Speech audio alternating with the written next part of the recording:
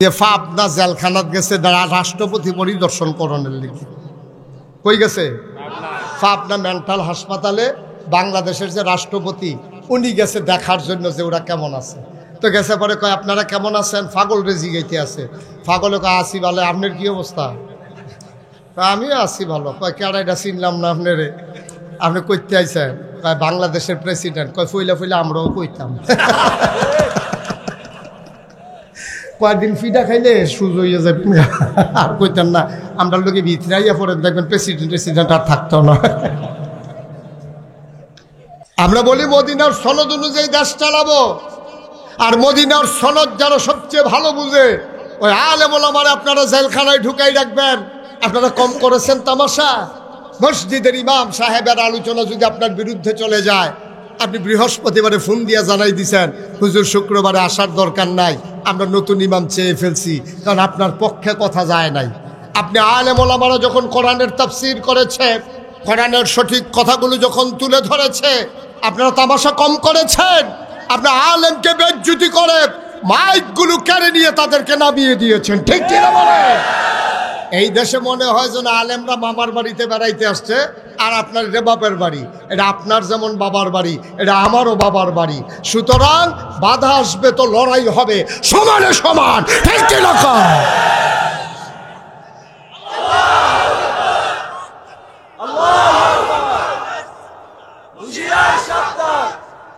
অনেক তামাশা হয়েছে এই দেশ, অনেক তামাশা হয়েছে। আল্লাহর ভয় নাই তো, মুখে একরকম কাজ করে আরেক রকম। দাদা তোর শৈলবেলা না, তোর ওপেন হার্ট সার্জারি হয়েছে, তুই খেরুইতি ফেরত দুই দনে দৈরে খেরুইতে হলে আর পরে মঞ্চ টঞ্চ লইয়া তুই ফুট আছে গ্যাস। হেই বেড়ায় যদি কস খেলা হবে কেমন সেতুডনের কথা কর, একটা বুঝা কথা বুঝা আন্তাজ করে কথা কর না, তুই ভালো করে ফাতলা খাই দিতি ফেরত চা, তোর ফাও এমনি ডিল খা। এখনো আরে যে মনে ড্যাঙ্গা মুরগির মতো এরকম ঘুরে ঘুরে তার মনে হয় যেন ফাওয়ের ভিতরে মারাত্মক সময় জোর পায় না। তো শৈল জোর নাই তো, তুই যে কস খেলা হইব ফলা মানে ফইলা ফইলা মারছে না। পরে দিয়ে দেখছো যে যখন কয় খেলা হইব তো নাইমা লাই, নাইমা দে হেতে নাই যেতে ডাকছে এতক্ষণ খেলা হবে, খেলুন নাই এমনি উদাম করে সিহন জিংলা দিয়ে ফাতফাত করে কটা খিসন যাই কেউ, ঠিক কিনা কও? অন্তরে আল্লাহর ভয় নাই তো আব্বা, অন্তরে আল্লাহর ভয় নাই। যাবি তো বই রয়ে গেছিলাম গা, আমি কোন জায়গাতে আল্লাহ আমারে ফিরে জানছে। আমি কি বাসার কথা অনেকে খতম টতম মান্য লাইছে না, হুজুর নিয়ত করে লাইছে এবার একটা বড় খানা হইব, এবারে মারা গেলে এবারে যেহেতু সম্পদ টম্পদ আছে, এবারে ভাই বেড়াদর অবশ্যই খানার একটা আয়োজন করবো। তো বুঝছো আবার বার হইছে খানা শেষ। তো তুমি মরা বেড়া যাতে হইয়াইছো কথা কইতে চিন্তা করে কন লাগে না, যেটা ফারতা না এটা কোয়ার দরকার কিতা? তুমি ফারতা না খেলতা, তুমি ফইরা যে কেউ খেলুই থাকতে পারো না। তোমার মতো বাইসে যদি কেউ খেলা হবে তো ফলাফেন এখন গোল দিতে আছে, সকলে চাইতে আছে, গিটটাইতে দৌড়ি শেষ হেতে আইয়া না হবে, কষ্ট হইতে আছে না? তাহলে ব্যক্তি জীবন একেবারে অনুরোধ করে বলে যে কোনোদিন যদি মুশতাক ফয়েজিয়ান না আসে, কোনোদিন যদি আমি ডাকার আর সুযোগ না পাই, আমার এই কথাটা সারা জীবন মনে রাখেন। আপনি যা করেন, যেখানে করেন, যেভাবে করেন, কেউ দেখে না, একজন দেখে, তিনি কে? আল্লাহরে দেখাইয়া খারাপ কাম করেন আল্লাহর হস্তে। আচ্ছা যান, আপনাদেরকে অনুমতি দেওয়া হলো খারাপ কাজ করার, এমন জায়গা গিয়া করবেন যেন আল্লাহ না দেখে। আছে এরকম জায়গা আছে? তাইলে খারাপ কামে করার দরকার, যেহেতু জায়গা নাই, সিফা সাফা ফাইতেছেন না, আপনি যেহেন ডুয়েন হ্যাঁ আল্লাহ সুহি দিয়া চাইয়া থাকে, তো লাভ কি আর হুদুদি? যেহেতু আল্লাহরে ফাঁকি দেওয়া যাবে না, তাইলে আল্লাহরে ফাঁকি দেওয়ার এই কাজ করারও দরকার নাই যেটা আল্লাহ না করছে। এক নম্বরে আমরা সবাই একমত, কথা কন একমত? তাহলে এটারে কয় ব্যক্তি জীবন। এটারে কি কয়? এবার আসেন, ব্যক্তির পরে কি আসে? পরিবার। ব্যক্তির পরে কি? ব্যক্তির জীবনের উপরে আমি আরো অনেকক্ষণ কথা কইতাম পারাম, আমি অনেক কথা জানি, আপনারা ইউটিউবে জানেন আমি অনেক কথা কইতাম পারি না, অনেক কথা কইতাম পারি। এটার উপরে আরো অনেকক্ষণ কথা কন যাইব, মোটামুটি তো বুঝ জ্বালাইছে। ব্যক্তি জীবনে আমাদের অন্তরে কার ভয় থাকবে? এবার আসেন পারিবারিক জীবন। পারিবারিক জীবন কারে কয়? সর্বনিম্ন পরিবার হলো এই স্বামী এবং স্ত্রী, এর আর ছোট আর পরিবার নাই। সবচেয়ে ছোট পরিবার হলো স্বামী স্ত্রী। আচ্ছা, এরপরে একটু বড় কি? স্বামী স্ত্রী ছেলে মেয়ে। আচ্ছা, আরেকটু বড় স্বামী স্ত্রী ছেলে মেয়ে আব্বা আম্মা। আরেকটু বড়, স্বামী স্ত্রী ছেলে মেয়ে আব্বা আম্মা ভাই বোন। সুবহানাল্লাহ কইতেন না? এরপরে একটা পরিবার হইতো না। এরপরে যদি ওইয়ে হেডার পরিবারের দরকার নাই। তাইলে সর্বনিম্ন পরিবার হলো স্বামী স্ত্রী। সর্বনিম্ন পরিবার কি? আল্লাহ এই ব্যাপারে কোরআন শরীফও কোনো ওয়াজ করছে নাকি করে নাই? আল্লাহ কয় হুন্না লিবাসুল লাকুম ওয়া আনতুম লিবাসুন লাহুন্না। সুবহানাল্লাহ কয় না? আজ সবচেয়ে ছোট পরিবারের ওয়াজ করতে আসি আমি আল্লাহ। সবচেয়ে ছোট পরিবার স্বামী স্ত্রী। তোমাদের সম্পর্ক হবে কেমন শোনো। হুন্না লিবাসুল লাকুম ওয়া আনতুম লিবাসুন লাহুন্না। কয় হুন্না, কয় ওই মহিলারা, অর্থাৎ আমাদের স্ত্রীরা। সুবহানাল্লাহ কয় না? মন দিয়ে কি শুনতেছেন? আপনি শুনছিলেন মন দিয়ে না? একটু না সাইলেন কার্ড আইছে, এটা দরকার নাই। আমরা হন যেমন দেখতে আইও আমিন কর। কাম লাগলে বুচ্চুরি শট করে আইয়া ফরুক, এই তো আমরা সাউনের সমান নাই এখন, ঠিক কিনা কও? তাইলে স্বামী আর স্ত্রী সবচেয়ে ছোট পরিবার। কথা মনে আছে ইনশাআল্লাহ? আচ্ছা, এই ব্যাপারে কোরআন শরীফ আল্লাহ কি ওয়াজ করছে শুনতে মন চায়? আল্লাহ কয় হুন্না লিবাসুল লাকুম। এই পুরুষ তোমরা যারা বেড়াইতেছো শোনো, তোমরা যারা পুরুষ লোক, হুন্না লিবাসুল লাকুম, তোমাদের যারা স্ত্রী তারা হইল তোমার গায়ের পোশাকের মতো। সুবহানাল্লাহ কয় না? আমরা জিগাই আল্লাহ বুঝলাম মহিলারা আমাদের গায়ের পোশাকের মতো। আমরা কার মতো? আমরা যারা বেড়াই, আমরা যারা পুরুষ লোক, আমরা কার মতো? ওয়া আনতুম লিবাসুন লাহুন্না, তোমরাও হইলা ওই মহিলাদের গায়ের পোশাকের মতো। এখানে একটা সিহন কথা আছে। এত কিছু থাকতে গায়ের পোশাকের সাথে তুলনা দিল কেন? মানে গায়ের পোশাকের চেয়ে রিলেটেড মানুষের জীবনে আর কিচ্ছু নাই। আপনার যে গেঞ্জিটা, এইটা যেমনে লাগিয়ে রয়েছে গায়ের লোকে, এক যে কাছে আর কি লেগে থাকতো কম? এত গাঢ় এমনি কামড় দিয়ে ধরে রয়েছে। কয় এই গায়ের তোমার যে গেঞ্জিটা, এটা হইলো তোমার স্ত্রী, শরীরটা এটা হইলো তুমি। তো গেঞ্জিটা আর তুমি যেরকম এক লোকে মিশা রইছ, তোমরা স্বামী স্ত্রী এরকম এক লোকে মিশা। সুবহানাল্লাহ কয় না? মানে কি দুইজনে দড়ি দিয়ে বান্ধা খানো জোড়া লাগাই আটবেন নাকি? মানসিকভাবে, মানসিকভাবে তোমরা একজন আরেকজনের কাছাকাছি। হুন্না লিবাসুল লাকুম ওয়া আনতুম লিবাসুন লাহুন্না। মুফাসসিরিনে কেরাম কয় গায়ের পোশাকের সাথে তুলনা দিছে তিন কারণে। কয় কারণে? আল্লাহর বুদ্ধি কম না বেশি? আল্লাহ ছেলে বসো। আল্লাহর তাবারক ওয়া তাআলার অনেক বুদ্ধি। আল্লাহ বুদ্ধি করে কইছে, কয় এই গায়ের পোশাকের সাথে স্বামী স্ত্রীর তুলনা দেওয়ার কারণ হইল গায়ের পোশাক মানুষের তিনটা কাম করে। এক নম্বরে লজ্জা ঢেকে রাখে। খুব খেয়াল করেন, পোশাক মানুষের লজ্জা কি উদাম করে দেয় না ঢেকে রাখে? এক নম্বরে গায়ের পোশাক লজ্জা ঢেকে রাখে। দুই নম্বরে গায়ের পোশাক আরাম দেয়। শীতের ভিতরে কম্বল গায়ে দিলে বেআরাম না আরাম? জ্যাকেট গাও দিলে বেআরাম না আরাম? কানটুফি দিলে বেআরাম না আরাম? মাফলার পেঁচাইলে বেআরাম না আরাম? তাইলে এক নম্বরে লজ্জা ঢেকে রাখে, দুই নম্বরে গায়ের পোশাক আরাম দেয়, তিন নম্বরে গায়ের পোশাক ইজ্জত বাড়ায়। আমি যদি এখন একটা শার্ট গাও দিয়া, একটা প্যান্ট পইরা, টুফি খুললে আইয়া বসতাম, আপনারা এই মর্যাদার সাথে এখানে কেউ বসতেন না। ধরা ওয়াজের গোষ্ঠী বাড়ি এগুলো একটা করতেন না। টেডি হুজুর বয়াইছে, কথা কইলে হইব নমুনা কিসা ফাটে ফাটে অবস্থা। দরকার নেই তো হুজুরের ওয়াজে আমরা শুনবো না। তাইলে এই টুপিটা একটা ইজ্জত, এই কাপড়টা একটা ইজ্জত, সম্মান, মর্যাদা, ঠিক কিনা কর? আপনার দামি একটা কাপড় পরে গেলে দেখবেন যে সমাজে আপনারা টান দিয়ে ভিতরে নিয়ে খাওয়াইতে আছে। আর আপনি অনেক দামি মানুষ গেছেন একটা ময়লা কাপড় পইরা, আপনি কইছিলেন আমি তো এই এলাকার এমপি হিসাবে আইছিলাম। অহন হ্যাঁ গিয়া বইয়া থাকেন এমপিগিরি দেহানের জায়গা পান না। কথা যে একটা মনে পড়ছে, এটা কি কইলি তা কই এলাই? ওই যে পাবনা জেলখানাত গেছে রাষ্ট্রপতি পরিদর্শন করণের লিখে। কই গেছে? পাবনা মেন্টাল হাসপাতালে বাংলাদেশের যে রাষ্ট্রপতি, উনি গেছে দেখার জন্য যে ওরা কেমন আছে। তো গেছে পরে কয় আপনারা কেমন আছেন? পাগল রে জিগাইতে আছে। পাগলে কয় আসি ভালো, আপনার কি অবস্থা? আমিও আসি ভালো। কয় কেডা এটা চিনলাম না আপনারে, আপনি কইতে আইছেন? কয় বাংলাদেশের প্রেসিডেন্ট। কয় ফইলা ফইলা আমরাও কইতাম। কয়েকদিন ফিডা খাইলে সুজ হইয়া যাবে। আর কইতেন না আমরা লোকে ভিতরাইয়া পরে দেখবেন প্রেসিডেন্ট আর থাকতো না। ও মুসলমান, মন দিয়ে শুনো, হুন্না লাবাসুল লাকুম ওয়া আনতুম লাবাসুন লাহুন্না। তোমরা মহিলারা হইল পুরুষের গায়ের পোশাকের মতো। ভাই রাগ হইছে? হ্যাঁ কি হয়েছে? কি আর চা তার মতো বেটা 15-20 দিন ফেসব না করলে কি তা একটা ভাব ধরে উঠতে গেল আর কি। মাহফিল তো উদনের 2-3টা পয়েন্ট আছে। একটা ছোটো বাচ্চা লই যাইবেন, কুদ্দুর ফরে ফরে তারে সিমটা দিবেন, তে যখন কানবো তারে কুলো লইয়া বাড়ি যাবেন। এটা হলো মাহফিল তো উদনের সিস্টেম। আর একটা দেন্দা মোবাইল হইলো, নষ্ট মোবাইল হইলো লইয়া বইবেন, কানের কাছে দইরা আইতে আসি জরুরি আইতাছি। তো আপনি হুজুরে কি কইব? আর হুজুরে কইব তাড়াতাড়ি যান, আসলে হুদ্দা ফাও ফুনে আইসেন। নাউজুবিল্লাহ কর। তাহলে গায়ের পোশাক কয়টা কারণে তুলনা দিছে? ভুলে গেছেন কয় কারণে? আমার কথা বলে কয় কারণে?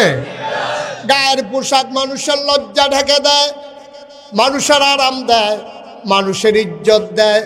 ও পুরুষেরা, তোমরা নারীদের ক্ষেত্রে এই 3টা কাজ করবা। ও আমার পর্দার আড়ালের মায়েরা, আপনারাও পুরুষের ক্ষেত্রে এই 3টা কাজ করবেন। তার লজ্জা ঢেকে রাখবেন, তার গোপন কথাগুলো কারো কাছে বলবেন না। ইনসান আউট, ভিতর বাহির কোনো কিছু তার আপনার কাছে গোপন নাই। আম্মা, আমার আব্বার সকল গোপন কথা আপনি জানেন। উনি ঘুমাইলে কেমনে ঘুমায়, ওনার যে লুঙ্গি উপরে উঠে যায়, উনি ঘুমাইতে গেলে দিনের দিন দুনিয়ার খবর থাকে না, নাক ডাকে। এই কথাগুলা কারো কাছে বলার দরকার নাই, কারণ স্বামীর ইজ্জত মহিলারও ইজ্জত, ঠিক কিনা? স্বামীর গোপন কথাগুলো ঢেকে রাখবেন, এটা মহিলাদের দায়িত্ব। আবার আমরারও দায়িত্ব আমাদের স্ত্রীর গোপন কথা ঢাইকা রাখা। আর আমরা গোপন কথা ঢাইকা রাখবো দূরের কথা, আমরা আরও পত্রিকায় দিয়া দিই। এই বিয়ার পরে বউয়ের ছবি ফেসবুকে তুলিয়া দিয়া নিচে দিয়ে লেখা দিছে তোর আর বাবি। আসেনি এই কারবার? আপনি অসভ্য, আপনি অশালীন একটা মানুষ, আপনি একটা অভদ্র মানুষ, আপনি একটা নির্লজ্জ মানুষ। এই স্ত্রী আপনার, এই স্ত্রী সারা পৃথিবীর মানুষের না। আপনি স্ত্রীর ছবি দিচ্ছেন পত্রিকায়, মোবাইল একটা, এই ফেসবুক একটা বড় পত্রিকার প্ল্যাটফর্ম। এটা বাংলাদেশের পত্রিকার চাইতে এই প্ল্যাটফর্ম গোটা বিশ্ববাসীর কাছে উন্মুক্ত, যে ধরে তেই দেখতে পারে। আপনার বউয়ের ছবিটা যে দিলেন, আপনি নিজের বউডারে বাজারও তুললা দিলেন, ঠিক কিনা? আপনার লজ্জা ছাড়া, আপনার শরম নাই, ব্যক্তিত্ব নাই, পার্সোনালিটি নাই। আপনার পার্সোনালিটি থাকলে কেউ কারো যখন ব্যক্তিত্ব থাকে, মর্যাদা থাকে, বংশমর্যাদা থাকে, সে তার স্ত্রীর ছবি ফেসবুকে দিতে পারে না, ঠিক কিনা? কম ওই আজাদ কুজাদ যখন হয় আর এত যখন টেহা হয়, তে বিদেশ গিয়া দেশও থাকতে হতে নানান ঘটনা ঘটাইছে। এই জনের মুরগা চুরি করছে, এই জনের সভ্য চুরি করছে, তারপরে গিয়া লেবারের টেহা মাইরা তে কয়টা টেহার মালিক হয়েছে, বিদেশ গিয়াতে লেবারের টেহা মালিক হইয়া বেদাস হয়েছে। আই এসে যখন বউয়ের ছবি পত্রিকার দেয়, এইটা দেয় সেইটা দেয়। নাউজুবিল্লাহ কন্যা কেন? জোরে কন্যা কেন? নাউজুবিল্লাহ। আমার কলিজার টুকরা যুবকারা, এখনো যারা বিয়ে করো নাই, এটা তোমার পার্সোনাল ব্যাপার, তোমার ব্যক্তিগত ব্যাপার। তোমার স্ত্রীর ছবি পত্রিকায় দিলা, আর এই এলাকার ফলাফাইনে তোমার ছবি দেখে দেখা, তোমার বউয়ের ছবি দেখে দেখা চা স্টলে বইয়া বইয়া, ব্রিজের উপরে বইয়া বইয়া মজা মারতে আছে। ভাবিয়ে চোখটি অন্যরকম। আবার তে নিচে দিয়ে লাগছে গোসলের পরে আরো সুন্দর লাগে। ফিডা কিরকম ফানা চিন্তা করো। তুই বেটা মুসলমান, তুই বেটা মুসলমান। আমি ওই দিন একটা কথা পরে আমার গায়ের পশম দাঁড়াই গেছে। হযরত আলী রাদিয়াল্লাহু তাআলা আনহু রাস্তা দিয়ে হাঁটতেছেন। ব্যক্তিত্ব কারে কয় দেখেন। হযরত আলী রাদিয়াল্লাহু তাআলা আনহু রাস্তা দিয়ে হাঁটতেছেন। এক সাহাবা এসে বলতেছে, আসসালামু আলাইকুম, কেমন আছেন? তা আলী বলতেছে, হ্যাঁ ভালো আছি। আপনি? কয় হ্যাঁ আমিও ভালো আছি। আপনার পরিবারের খবর কি? আলী এমন রাগ হইলেন, তার চেহারা লাল হয়ে গেছে। উনি বলতেছেন, আমার পরিবারের কি খবর এটা তো তোমার দরকার নাই। আমার স্ত্রী ভালো আছে না খারাপ আছে আমার স্ত্রীটা আমার পার্সোনাল বিষয়, তোমার এটা জানার কি দরকার? শুধু ইসলামের হুকুম নাই, নাইলে একটা কূপ দিয়া তোমার দেহ থেকে কল্লাটা আলাদা করে ফেলতাম। সুবহানাল্লাহ বলবেন না? আমার স্ত্রীর খবর তুমি নেওয়ার কে? আমার স্ত্রীর খবর তুমি কি ডাক্তার? তুমি কি ডাক্তার নাকি যে আমার স্ত্রীর শরীর কেমন তুমি জিগাইতে আসো? এটা কোনো সভ্য কথা? দেখেন, ব্যক্তিত্ব কারে কয়, পার্সোনালিটি কারে কয়? আর আমরা বউয়ের ছবি পত্রিকার ভিতরে দিয়া রাখে, বিয়ার উপযুক্ত মাইয়া ছবি দিয়া রাখছে পত্রিকার ভিতরে। নাউজুবিল্লাহ বলবেন না?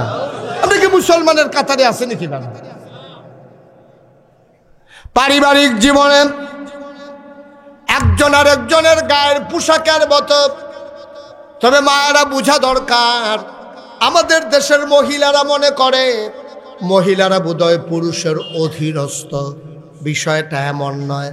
এটা হচ্ছে মহিলা পুরুষ দাম্পত্য জীবনে পারিবারিক সম্পর্ক, পারিবারিক বন্ধন, তোমাতে আমাতে সমানে সমান সুন্দর করে চলা। তোমার সুখে দুঃখে আমি থাকবো, আমার সুখে দুঃখে তুমি থাকবা। আমার যদি ঘুম ভেঙে যায় আমি তোমার জন্য গরম পানি করে নেব, তোমার যদি আগে ঘুম ভেঙে যায় তুমি গরম পানি করে নেবা।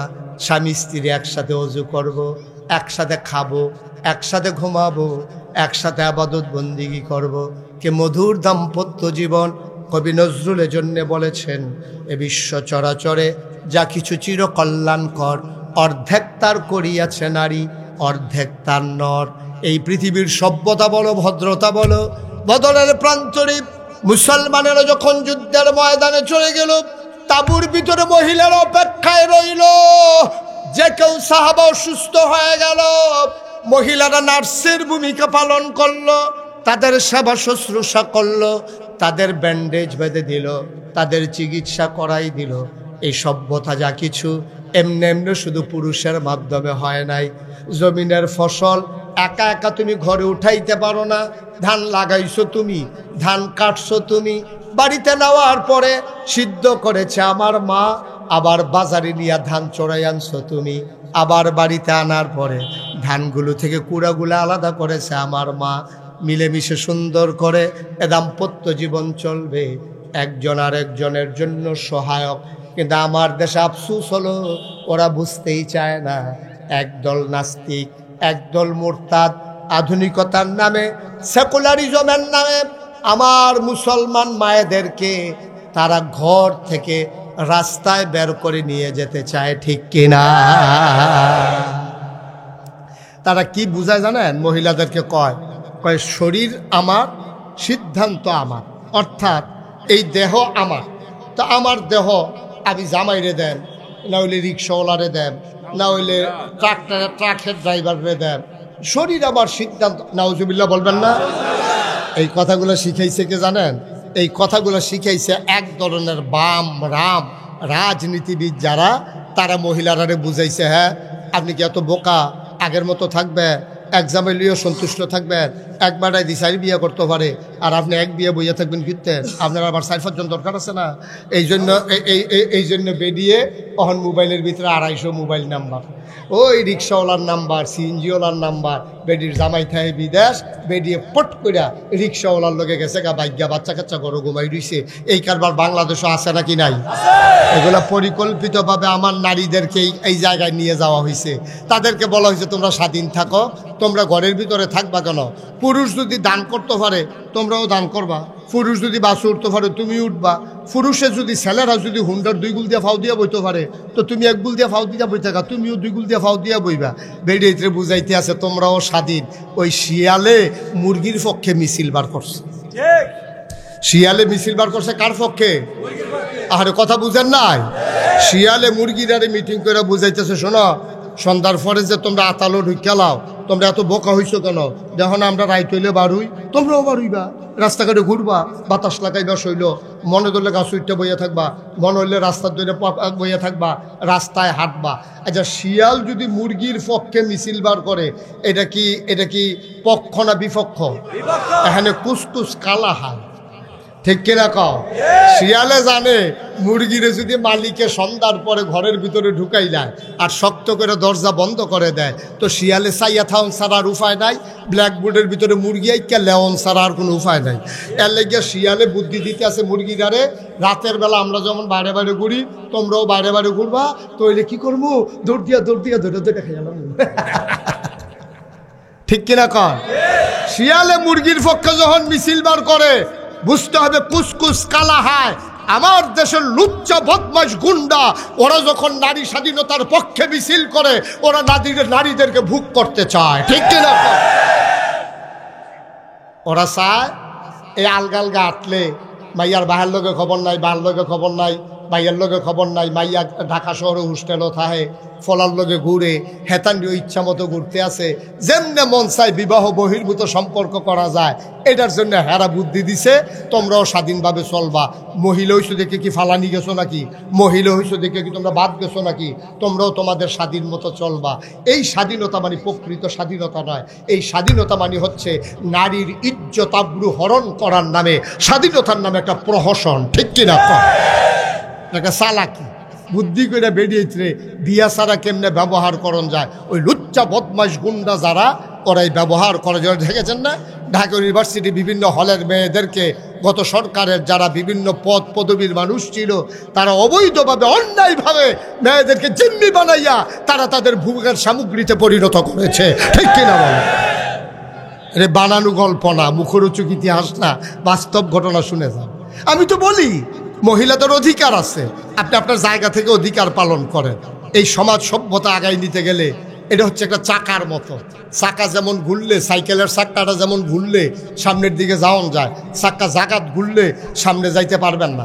সাইকেলের চাক্কা আপনি যত ঘুরবে তত দূরে যাইতে পারবেন, গাড়ির চাকা যত জুড়ে ধরবে তত দূরে যাবেন। তো চাক্কা ঘুরলে পৃথিবী আগাবে, আর চাক্কার ভিতরে দুইটা অংশ থাকে, একটা হইল টায়ার আর একটা হইল টিউব। বেড়াই হইল টায়ার, মহিলার হইল টিউব। ঠিক কিনা কও? চাক্কার দুইটা অংশ। চাক্কার কয়টা অংশ?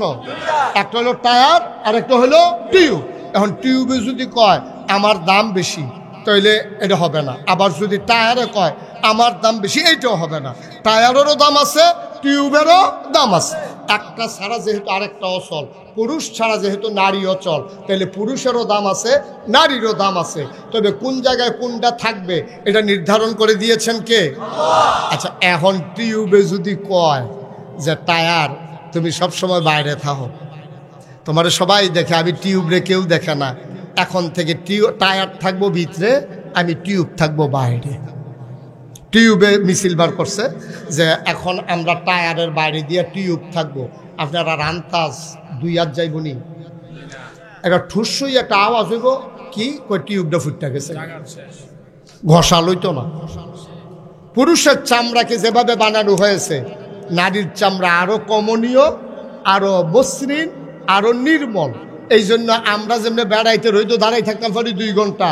আমি দেখছি ওখানে বাস্তব উদাহরণ, আমার মাদ্রাসা আছে, তো মাদ্রাসায় ছেলেদেরকে যখন লাইন ধরে দাঁড় করাই অ্যাসেম্বলির জন্য, মেয়েদেরকেও যখন দাঁড় করাই, এই পর্যন্ত এমন কোনো দিন নাই মেয়েরা বেহুশ হইয়া গুড়ান দিয়া পড়ে না। ফলাফেন্টে গেলাম তোর আর কি অবস্থা, আরো 2-2.5 ঘন্টা থাকতাম ফারাম।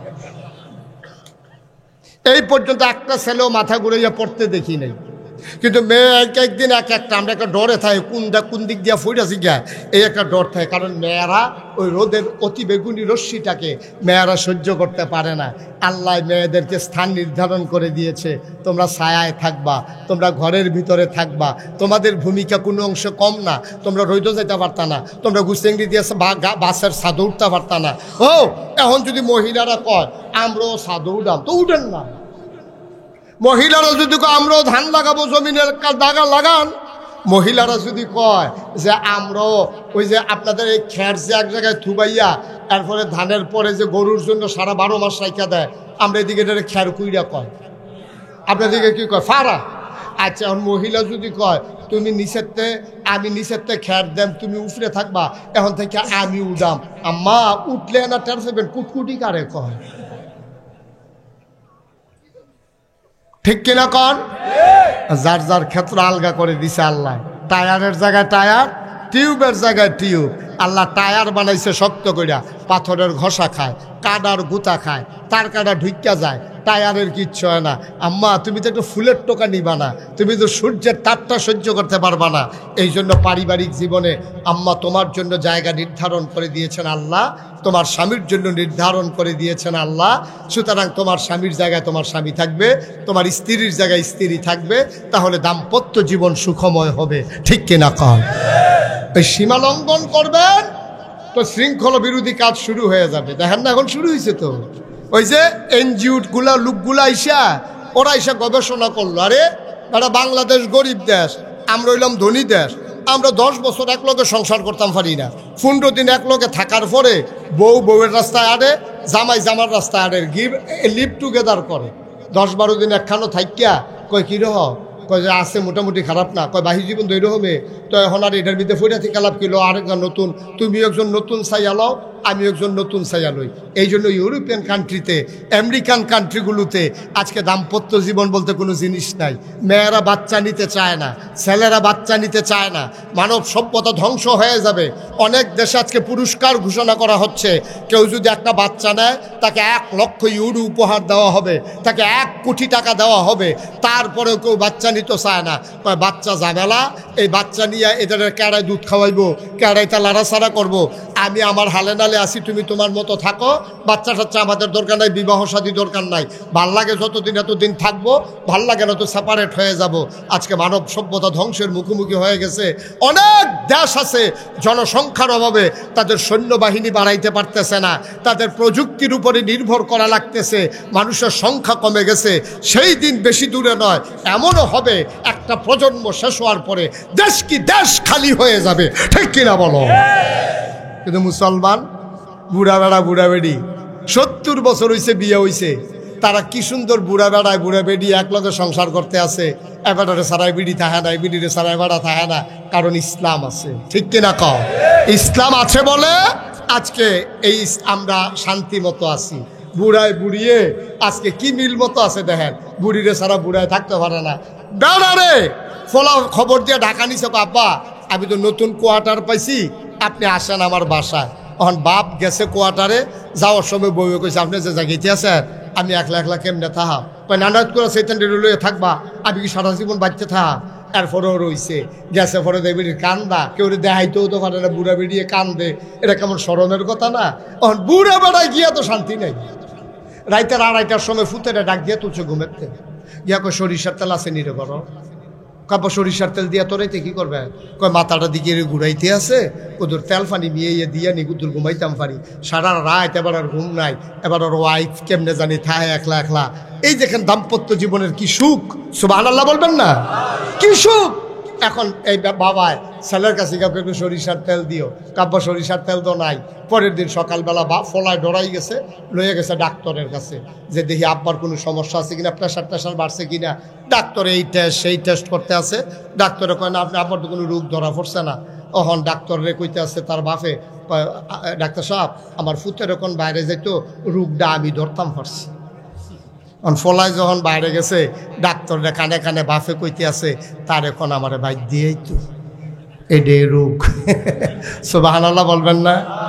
জুড়ে বলবেন না সুবহানাল্লাহ? কি মজার ইসলাম, কি মজার ইসলাম।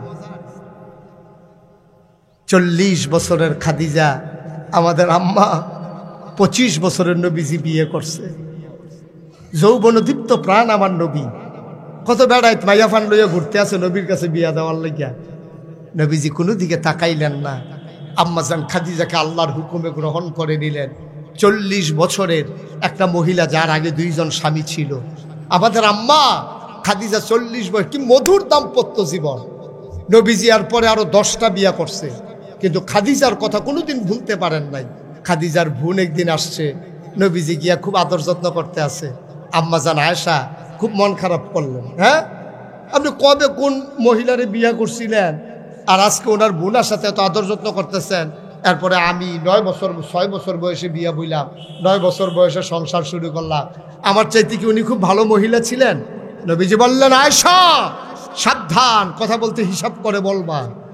খাদিজা ছিল আমার দুঃখের দিনের সাথী, আর তোমরা হইলে আমার সুখের দিনের সাথী।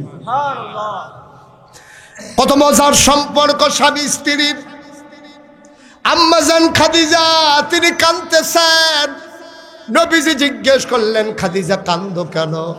কয়, স্বামী আমার বড় ভয় লাগে, আমি যদি মরে যাই, আমার যদি কবরে দেয়া হয়, আপনি তো থাকবেন না আমার সাথে কবরে, আমি একা একা কেমনে থাকবো, আমার বড় ভয় লাগে। কবরের কথাগুলো নাকি কঠিন কথা, 3টা প্রশ্ন নাকি করা হবে, প্রশ্নের জবাব না দিলে নাকি ধরা খেয়ে যাবে। ও নবী আমার, জীবনে কিচ্ছু চাই নাই আপনার কাছে, আমার যা ছিল সব আপনাকে বিলিয়ে দিয়েছি। ইয়া রাসূলুল্লাহ, ইয়া হাবিবাল্লাহ, একটাই শুধু আবদার, একটাই শুধু দরখাস্ত, আমি যেদিন কবরে শুয়ে যাব, আমার একা একা কবরে রাইখা আপনি চলে আইসেন না, আপনি একা একা আমার রাইখা আইসেন না, আমার বড় ভয় লাগে। অন্ধকার কবর, আমি কোনদিন আপনার সারা রাত কাটাই নাই, আপনি চলে আসবেন না আমাকে ফেলে, আপনি দাঁড়িয়ে থাকবেন কবরের কিনারে। ওই যখন ফেরেশতারা মুনকার নাকির যখন আসবে, প্রশ্নগুলা যখন করবে, প্রশ্নের জবাব দেওয়া পর্যন্ত আপনি থাকবেন, আমি যেন আটকে না যাই। আল্লাহর নবী ওয়াদা করলেন, খাদিজা তুমি চুপ মেরে থাকো, আর কান্নাকাটি কইরো না, আমি কথা দিলাম প্রশ্ন শেষ হওয়ার আগে আমি নবীজি যাব না তোমার কবর ছেড়ে। আম্মাজান খাদিজাকে কবরে ঘুম পাড়াই দেওয়া হলো, কবর দেওয়া হলো, দাফন কাফন শেষ, সবাই চলে গেল, নবী আর কবর ছেড়ে যায় না। আবু বকর সিদ্দিক কানে কানে গিয়া কয়, ইয়া রাসূলুল্লাহ, আর কত স্থিরতা দেখাবেন, সবাই চলে গেছে, চলেন বাড়িতে চলে যাই।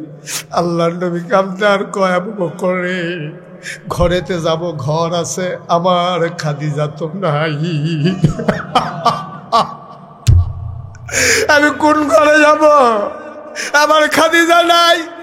আমার খাদিজার সাথে একটা ডিট ছিল, একটা চুক্তি ছিল, আমি খাদিজার প্রশ্নের জবাব দিয়ে যাব, তার আগে আমি কবর ছাড়ব না।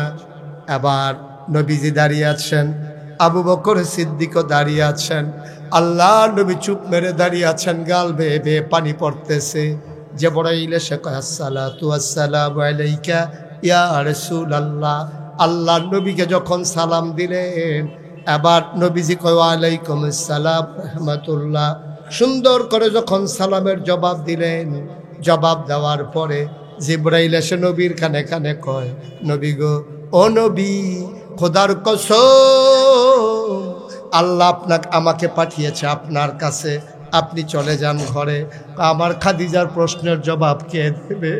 এবার জিবরাইল কয়, আপনার পেরেশানি দেখে খাদিজার প্রশ্নের জবাবের দায়িত্ব স্বয়ং আল্লাহ নিজের হাতে নিয়ে নিয়েছে। নবীজি আল্লাহ জবাব দেবেন, আপনার জবাব দেওয়া লাগবে না। ভাইয়েরা আমার, বন্ধুরা আমার, লম্বা কথা বাড়ানো গেল না, মানুষগুলো আমার পছন্দ হয়েছে, আবার আসবো ইনশাআল্লাহ, কথা দিলাম সময় মতো আবার আসবো, লম্বা সময় নিয়ে কথা বলবো। 1 নম্বরে ব্যক্তি জীবনে অন্তরে ভয় থাকবে কার? 2 নম্বরে স্বামী স্ত্রীর ভিতরে মহব্বত রাখতে হবে, স্বামী তার স্ত্রীকে, স্ত্রী তার মহব্বতকে, সুন্দর দাম্পত্য জীবন করবেন। এই জীবন থেকে যে বাচ্চাগুলো আসবে, অলি বানাইতে হবে না, আল্লাহর অলি হয়ে আসবে, ঠিক কিনা? আর সমাজে আমাদের কিছু দায়িত্ব পালন করতে হবে। ওলামায়ে কেরাম যারা আছেন, আপনারা যারা আল্লাহওয়ালা মানুষ আছেন, শুধু আমি কইরেন না, শুধু আমি কইরেন না, আমরা কইরেন, আমাদের কইরেন, তাইলে সমাজটা সুন্দর হবে। আমি, তুমি, আমরা মিলেই এই সমাজ, ঠিক কিনা কর? সুখে দুঃখে বিপদে আপদে আমরা পরস্পরে ঝাঁপাইয়া পড়বো। আপনাদের এই যে মাসুদ দীর্ঘদিন তার পরিবারের সাথে সম্পর্ক ছিল না, গত বন্যায় আমার ছোট ভাই আব্দুল্লাহিল বাকি যে ইসলামী সঙ্গীত গাইলো, ওরা সারা বাংলাদেশ চষে বেরিয়েছে, কোটি কোটি টাকা ওদের হাত ধরে গরিবের হাতে পৌঁছে গেছে। ওরা গিয়ে দেখেছে আমিও 15 দিন সংসার থেকে বিচ্ছিন্ন ছিলাম, মানুষের ঘরে ঘরে বুক পানি ভেঙে ভেঙে, কোমর পানি ভেঙে ভেঙে আমি সাহায্য নিয়ে গেছি মানুষদের ঘরের দরজায়। আমি ঘুরে ঘুরে মানুষের হাতে সাহায্য দিয়েছি। অনেক মহিলারা, অনেক পুরুষেরা আমার দিকে তাকাইয়া কাঁদছে, হুজুর আপনার মতো মানুষ আপনি চলে আসছেন। কারণ এই সমাজের ভিতরে আমাদেরও দায়বদ্ধতা আছে। ফির সাহেব মানে সারা জীবন খালি এমনি আতফাইতে রাহাম, জীবনে এইরকম করতাম না, এই খেচ্ছত পাইছেন কই? এই খাচ্ছত মানে কি সারা জীবন খালি মাইসের তো লইতো, জীবনে এইরকম করতে পারে না, খালি এমনি ফাইতে রাহে। কেডায় জানি ঘুরাই দিছিল, এটা আবার ঘুরা যাইয়া খারাস অভ্যাস খারাপ। খাইতে খাইতে আজাইরা বইয়া খাইতে খাইতে মেহনত করে খাইতে আর মুশতাক ফয়েজি এই বাংলাদেশে 34 বছর ওয়াজ করে, কোনোদিন হাত পেতে কারো কাছ থেকে কিছু নেয় নাই, পারলে দেওয়ার চেষ্টা করেছে। আলহামদুলিল্লাহ বলবেন না? আপনার গিয়ে খুশি হবেন। যাইয়েন আমার দরবারে, মাসুদ নিয়ে যাবে আপনাদেরকে, দেখে আসবেন। 1800 শতক জায়গার উপরে আমার কমপ্লেক্স, 1800 শতক জায়গার উপরে আমার 10টা প্রতিষ্ঠান। আপনারা হয়তো সোশ্যাল মিডিয়ার সুবাদে দেখেছেন আমি সুন্দর করে আল্লাহর খাস মেহেরবানি একটা হাসপাতাল, একটা মসজিদ একসাথে হাত দিয়েছি, যেই প্রজেক্টের প্রাক্কলিত ব্যয় 30 কোটি টাকা। বাংলাদেশে ফ্রি কোনো হাসপাতাল নাই, গ্রামে গ্রামে মসজিদ আছে, কিন্তু গ্রামে গ্রামে হাসপাতাল নাই। আমি চিন্তা করেছি মুশতাক ফয়েজি নামটা শুনে নাই, বাংলা ভাষায় এমন কোনো মানুষ নাই। এই জন্য আমি নিয়ত করে আল্লাহর খাস মেহরবানি নিচতলায় 20,000 স্কোয়ার ফুট হাসপাতাল, উপর তলায় 2-3 তলায় মসজিদ, যেই মসজিদে নামাজ পড়বে একসাথে 6,000 লোক, 30 কোটি টাকা বাজেট। আমার এই মসজিদের কাজ যখন শুরু হয়েছে আমি তখন নিয়ত করেছিলাম 1 বছরের কামাই মুশতাক ফয়েজি মসজিদে দিয়ে দেবে। একসাথে 25 লক্ষ টাকা দিয়া মসজিদের কাজ শুরু করছি। মারহাবা বলবেন না? 25 লক্ষ টাকা দিয়ে, আমি তো ধনী মানুষ না, কিন্তু 25 লক্ষ টাকা দিয়া কাজ শুরু করেছি। আজকে প্রায় 5 কোটি টাকার মতো খরচ হয়ে গেছে। মারহাবা বলবেন না? এ টাকা আসলো কোত্থেকে? আমি দিছি 25 লাখ, আর বাকি আসলো কোত্থেকে? রিক্সাওয়ালা, ভিক্ষা করা মহিলা, খেটে খাওয়া মানুষ, এমন কোনো মানুষ নাই যার এখানে অনুদান নাই। আমরা এখনই দোয়া করব সবার জন্য। 1 মিনিটের ভিতরে কেউ যদি মনে করেন যে হুজুর আল্লাহর নবী বলেছেন মাম বানা লিল্লাহি মাসজিদান বানাল্লাহু লাহু বাইতান ফিল জান্নাহ, যে দুনিয়ায় মসজিদ বানাবে আল্লাহ জান্নাতে তার জন্য ঘর বানাবে। হুজুর এই মসজিদের ভিতরে আমিও আবার আমার সাধ্য মতো, আমি এখানে আসার পরে কয়েকজন ভাই আমার হাতে এনে দিয়েছে, কয়েছে হুজুর আপনার মসজিদের জন্য আমার পক্ষ থেকে একটু অনুদান। কেউ যদি মনে করে আয় ছেলে আয় একটু বসেন, 1 মিনিট বসেন। কেউ যদি মনে করেন যে হুজুর আমি 1,000 টাকা দিলাম, আপনার এই মসজিদে শরীক থাকতে চাই, আমি প্রাণ ভরে দোয়া করব। আল্লাহ রাব্বুল আলামিন ওয়াদা করেছেন তার নবীর মাধ্যমে জান্নাতে আপনাকে ঘর বানিয়ে দেবেন। একটা লুকো এখানে খালি যাবেন না। আমার এই 30 কোটি টাকার মসজিদে আপনি হবেন গর্বিত সৈনিক। 5,000 টাকা দেওয়া, 1,000 টাকা দেওয়া, এই যে দোতলার ছাদ হবে 35 টন রড লাগে, 1500 বস্তা সিমেন্ট লাগে, 1500 বস্তা সিমেন্ট। মাশাআল্লাহ মাশাআল্লাহ, দেখছেন তাহলে বোঝা গেল হুজুররাও দেয়। আপনারা তো জানেন হুজুররা খালি খায়, হ্যাঁ দেয় দেয়, হুজুররাও দেয়। মাশাআল্লাহ। আমার আরেক ভাই দিয়েছেন 1,000 টাকা, 2 জন। জি, একজন লোক